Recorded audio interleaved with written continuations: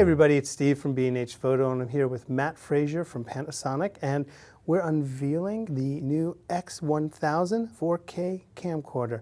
Matt, you want to share with us a few details about this baby? Yeah, so this is basically a world premiere of the camera. The X1000 does do 4K. It is in more of an ENG styled configuration, and I think it's important to note that this is not just 4K, but this is 4K at 60 frames per second, which in this class of camera is pretty darn unique in the space. It's a small camera, but it doesn't just do 4K 60p. It does Cinema 4K and the UHD, Right. A lot of versions of the UHD. Yeah, so if you want 4096 by 2160 resolution, a little more cinematic profile at 24 frames per second, absolutely you can do that. You've got 30 frame or 29.97. You've also got 23.976. So if you want more of a cinematic cadence with a UHD frame, you can do that as well. Right, it's very flexible. And one of the nice things about the camera is it's not just 4K, it also will allow you to record 1080. And so it makes a very nice transitional camera for those of you who are thinking about, oh, I've got a few clients, they want 4K, but I'm still shooting with 1080. Now you've got one camera that can really handle both, and the way it handles 1080, it's really nicely done. Right, so I think it's important to understand that clearly there's not a wealth of 4K televisions out there. There might even be a wealth of jobs available yet for 4K, and so we wanted this to be as high a quality 1080 camera as you can have. So clearly you can record 4K to the SD card if you'd like, but if you want to just record in 1080, the nice thing here is that this camera is still capturing 4K all the time. The sensor is always capturing its UHD or Cinema 4K resolution, and then in the camera, thanks to having now two of the Venus engines from the GH4, we can then subsample that content and turn it into a proper 1080 image.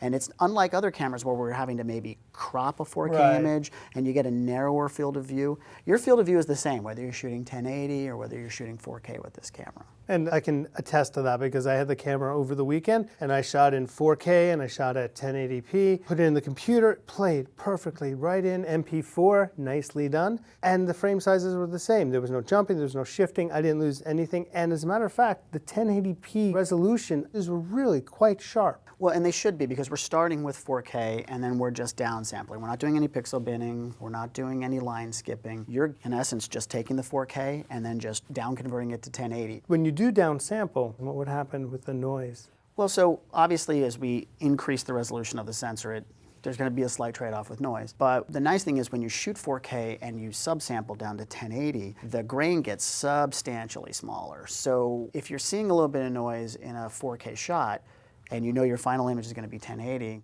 most of that noise is going to disappear the minute you do your subsample. And frankly, if you shoot this in 1080, I don't think you're going to be disappointed with its noise at all. Right, there is an advantage to starting with a 4K image. And one of the other things is this has .mov, .mp4, and it even has AVC HD. Right. So you can shoot 4K or 1080p using MP4, MOV, and you don't need to get a super powered computer. Right, so what we've done is we still give you a .mov with an LPCM, high quality audio format, or you can have MP4 with LPCM, and the data rates can go up to 200 megabit for 1080s. So you can have a 200 megabit codec, you can have it be all intra at 200 megabit, which is going to be really pretty simple for your computer to work with. Not requiring a lot of power, so you buy a new camera, you don't need to go buy a new computer. Right, and if you want a little longer recording time, you go to a 100 megabit codec, that's built into the camera as well. There's even a 50 megabit MOV or MP4. And then for 4K, we offer up to 150 megabit for the 60p codecs. Now this is one of the new sort of mini ENG form factors. It's got two built-in XLRs, fits the ENG users will be very quick to use this. Yeah, things like zebra patterns are in there, you've got color bars, you've got focus peaking, all the things you'd expect from an ENG style camera. You said histogram too, I think. Yeah, absolutely, it has histogram in there as well. So the DSLR shooters who are moving to this sort of thing is like, where's my histogram? They'll got absolutely have it. But they know what they'll have that they are not used to? What? Nice analog level controls for audio, channel 1 and channel 2, not having to jump into a menu and figure out how to set the left channel or right channel, which you really can in an SLR in general. You now have nice feel analog controls for it. So I can change them while shooting without having to manipulate my menus. Exactly.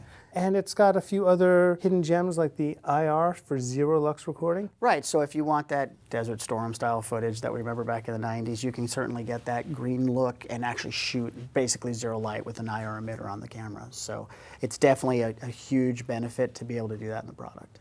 And it's got a really nice high resolution 3.5-inch LCD touch view screen, and it's kind of hidden away in the camera right now. Right. First off, it's a 1.1 million dot screen. It's hidden in an enclosure on the top of the camera to help keep it a little safer instead of one of those clamshells that's on the top. The reason we put it higher on the camera is that we've had requests from people to put these onto like a rail system or some sort of a shoulder route. Yeah. And then you end up with a screen that's a little too low. So by putting it up higher, it's much easier for you to use it. You don't necessarily have to add an external monitor with this camera. Now you could do a second monitor, by the way. It does have live HDMI out. So if you needed to add one, you could, but certainly not required. But it also has a flip-up viewfinder. Right, so you have an electronic viewfinder on the back, and it can be swiveled and tilted. It's actually higher resolution than the LCD screen, too. It's 1.2 million dot, and it's oversized, especially for people who are used to maybe like a GH4, which is a little smaller. A tiny one.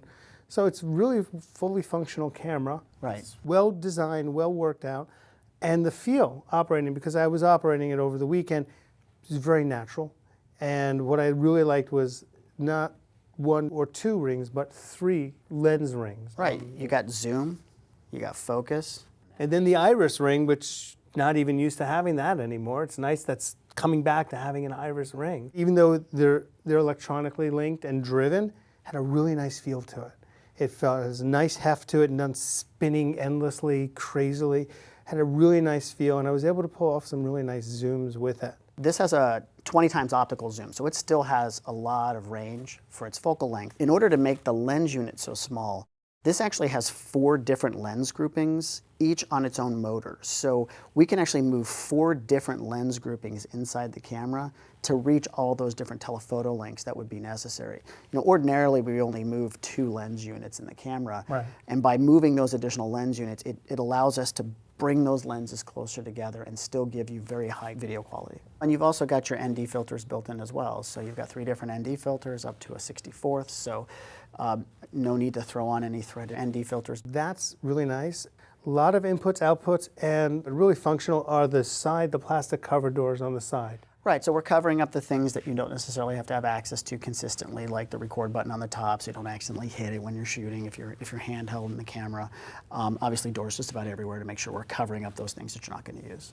And I just want to go really quickly to, it's got 2 SD card slots. Right, so a lot of people think of 2 SD card slots as a safety function, so that as I'm recording, it'll relay to the next card as I run out of memory. Well, if you remember, we talked about the fact we have 2 of the Venus engines from the GH4, and we needed those for the 60p content. Well, by including those 2, it gives us some trickery we can do with 1080 content. So as an example, I can actually record 2 of the events simultaneously, so I can have 1 primary SD card and 1 backup of the exact same content. Right, and that's become very standard, the relay and the simultaneous, but what's new, I think, or very interesting is this background recording. Right, so background recording I think is a great feature for the camera, because let's say you're out and you're shooting, say you're shooting a wedding and you're trying to periodically stop and start your recording, or you're doing a sporting event and you've stopped your recording at the point when the tackle has been made, and then all of a sudden maybe a little scuffle breaks out and you've missed part of that. One of the cards is still recording everything while you're basically shooting your edit selects. Right, so you can use one card as your selects card, and the other one is all backup footage. So if you've missed something, you've always got it on the backup card. So if you're an SLR video shooter, here's a little tidbit that'll help you out. On the top of the housing of the viewfinder is the word thumbnail.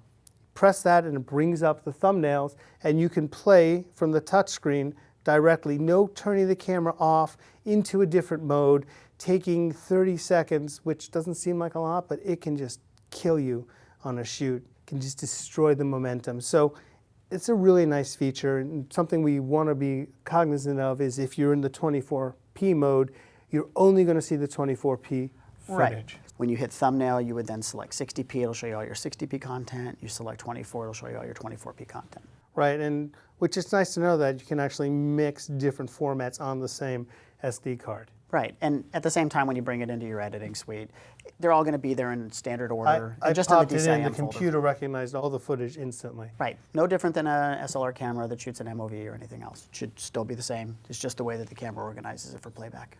So there you have it, everyone. The X1000 that'll record 4K or 1080p. I'm Steve from B&H Photo with Matt from Panasonic. Thanks for coming out and sharing with us. Whether you're a hobbyist or a professional, B&H has the answers to your questions. Experience a world of technology at our New York City Superstore. Connect with us online or give us a call. Our staff of experts is happy to help.